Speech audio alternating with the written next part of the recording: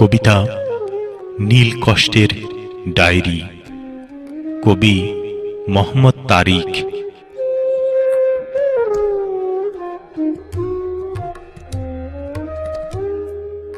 হৃদয়ের আয়নায় আমার নীল কষ্টের ডায়েরিটা খুলে দেখলাম, অনেকগুলি মিথ্যা যন্ত্রণা বিশ্রী খামের গন্ধের মতো একত্রিত হয়েছে।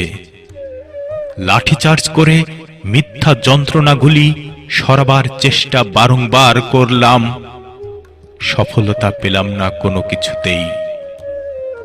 কিছুক্ষণের জন্য সরে গেলেও আবার পুনরায় একত্রিত হয়ে যায়। অনেকগুলি বড় বড় লাঠির আঘাত বিস্ফোরার মতো পুরো শরীরটাকে ব্যথায় যন্ত্রণায় ব্যথিত করছে তোমার অপেক্ষার করুণ সুর শোনার জন্য। ঢুলি ঢোল বাজাচ্ছে এবং ঢোলের তালে তালে তুমি এক হৃদয় থেকে অন্য হৃদয়ে ব্যাঙের ছাতার মতো আশ্রয় নিচ্ছ। অবারিত সুখ নামের আনন্দ হিল্লোলে তোমার সুখ নামের বিশাল বিচরণ। স্থায়িত্ব কতটুকু বলতে পারবে কি? স্থায়িত্ব কতটুকু বলতে পারবে কি?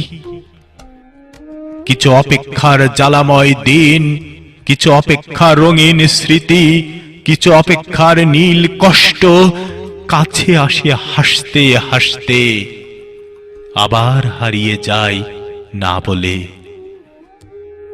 হঠাৎ গভীর রাতে মোবাইলটা বেজে উঠল, শরীরটা কাঁপছে।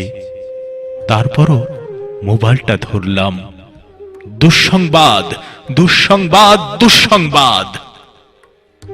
চোখের কোণে অনেকগুলি বিষাদময় অশ্রু জল। এ চলার শুরু আছে, শেষ যে কোথায়?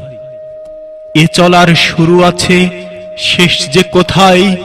চারিদিকে নীল কষ্টের ডায়েরির অশ্রুসিক্ত নীল কান্না। চারিদিকে নীল কষ্টের ডায়েরির অশ্রুসিক্ত নীল কান্না, শুধু কান্না আর কান্না।